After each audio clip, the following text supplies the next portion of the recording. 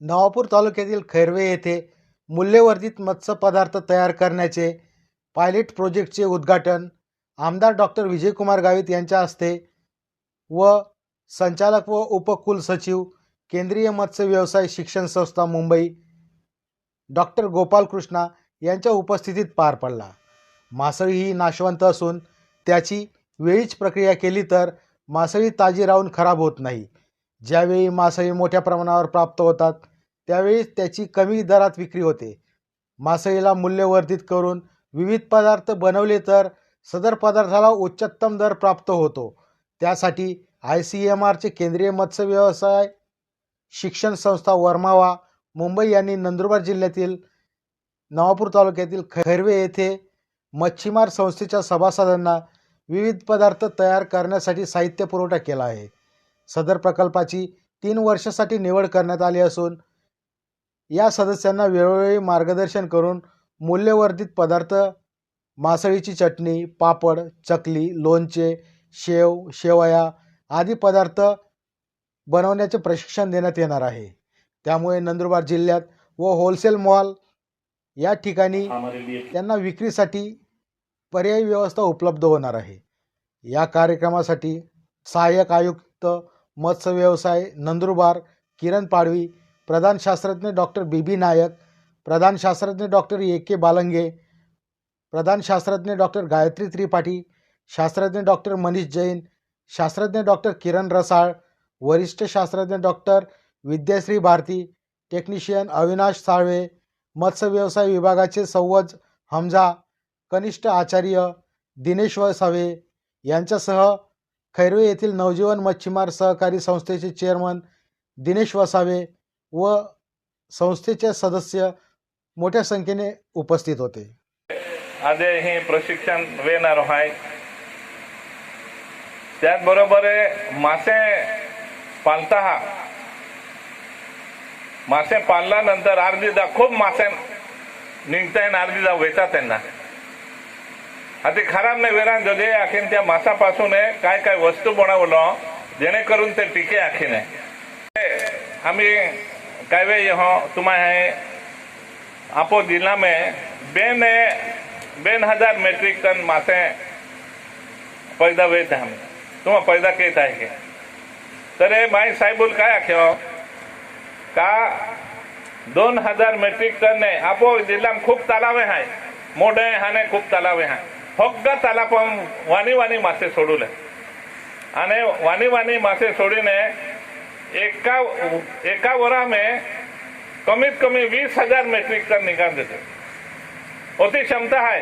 तुम्हा जर हाथ की ट्रेनिंग ले दोन होगा वे तो 20,000 मेट्रिक टन मासे तुम्हा काढणारा आणि आगाड़ी जायने ते देखो आदि वादनारो तुम्हाला देखील टेक्निक मालूम पड़ी जाए कि के कहते हैं काय काय केना पड़े है इन जर आप तुम्हें व्यवस्थित हिकी ले दो तर तुम्हा मासे खूप मोठ्या प्रमाणात हारे मासे निघे आणि त्या खातोरे ही प्रशिक्षण देवली गरज आहे आणि लीन देवला आपो के भी मासे माता पिक यानी अचार बनाते हैं। इनको मैं ये भी कहता था मछली का भी बनाते हैं तब ये सब लोग हंसते थे क्योंकि क्या है ये हमारे पास ये नजदीक एक तहसील है साखरी नाम का वहाँ ये बॉम्बे डक का अचार काफी बड़े पैमाने पर बनाते थे और मैं जब स्कूल में पढ़ता था मेरे दोस्त लोग लाते थे यानी काफी साल पहले। अभी देखिए मैं तो अभी कॉलेज हो गया बहुत अभी इधर राजनीति में आ गया है ऐसा सोचिए कम से कम 55 साल पहले मैं ये अचार खाया था। तो इस ढंग से मैं इनको कहा करता था मैं ट्राइबल मिनिस्टर था मैं सभी को कहता था ये करना चाहिए वो करना चाहिए ये सब करके बताता था मैं इनको उससे कैसे अपनी आमदनी बढ़ा सकते हैं और जितनी भी तकनीकी जानकारी है वो हम लोगों तक पहुंचाते हैं। इस परंपरा में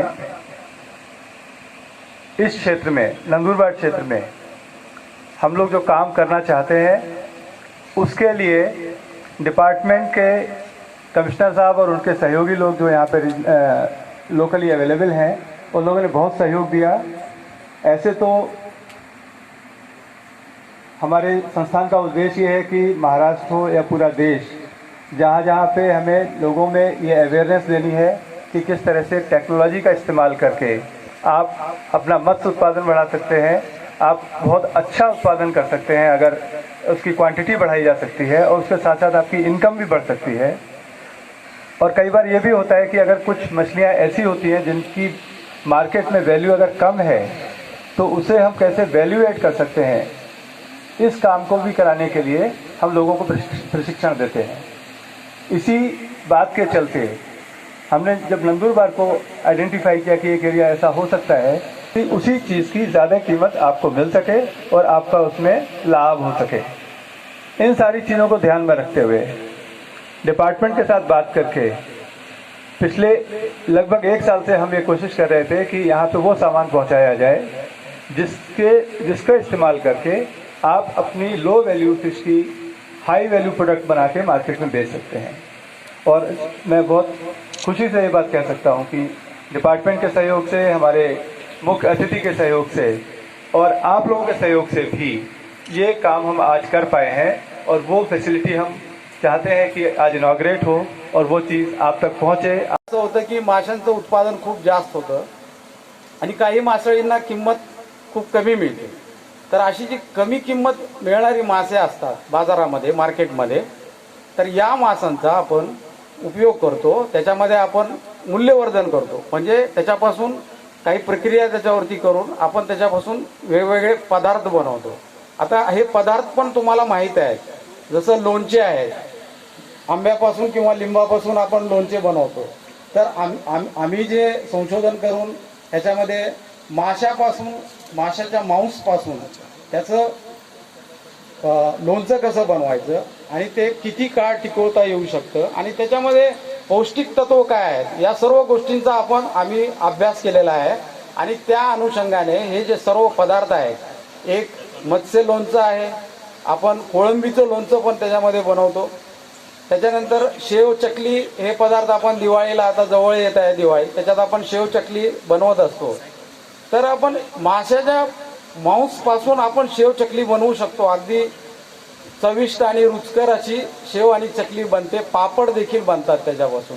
तर असे जे पदार्थ आपण माशापासून बनवतो कमी किमतीची मासळी घेऊन आणि त्याला चांगल्या पद्धतीने पॅकिंग करून जेव्हा बाजारात विकतो, तर जे तुम्हाला बाजारात जो ताज्या मच्छीला भाव मिळतो त्याच्यापेक्षा दुपटीनं भाव तुम्हाला अशा प्रकारे मूल्यवर्धन करून विकल्यानंतर मिळतो। पाण्याचे स्रोत उपलब्ध आहे, त्याचा उपयोग करण्यासाठी CIP ने एक वेगळी ट्रीटमेंट घेतलेली आहे, त्याचा अभ्यास केला आहे। त्या माशांचे पूर्ण त्याचे डिसेक्शन करून त्याचा अभ्यास सुरू केलेला आहे आणि आपल्याला आधुनिक पद्धतीने कसे करता येईल उद्योग, त्या पद्धतीसाठी तो एक प्रयोग केलेला आहे। त्याचबरोबर मूल्यवर्धित जे आहे मासे, आपल्याला मोठ्या प्रमाणात मासे मिळतात पावसाळ्यामध्ये, पूर आल्यानंतर किंवा गढूळ पाडल्यानंतर मोठ्या प्रमाणात मासे मिळतात आणि आपल्याला त्यांना भाव येत नाही। अशा वेळेस आपल्याला त्या माशापासून लोणचं बनवणे किंवा पापड बनवणे, शेव बनवणे, आता या गोष्टी आपल्याला करायला पाहिजे। त्या दृष्टीने आपण इथे एक पायलट प्रोजेक्ट म्हणून आपण सुरुवातीस छोट्या प्रमाणात चालू करतो आहे। दिवसाला कमीत कमी 100 किलो माशापासून आपण इथे पदार्थ बनवू शकतो। त्याच्यामध्ये विविध पदार्थ आहे, शेव आहे, चकचकली आहे, त्याच्यानंतर तुमचं वेफर्स आहे, कटलेट्स आहे, चटणी आहे, असे विविध पदार्थ जर बनवले तर आपल्याला जे माशापासून कमी दर मिळतो त्याला आपल्याला डबल भाव मिळू शकतो। म्हणून जास्तीत जास्त आपण त्या या मूल्यवर्धित प्रक्रियेकडे वळलं पाहिजे। त्याचबरोबर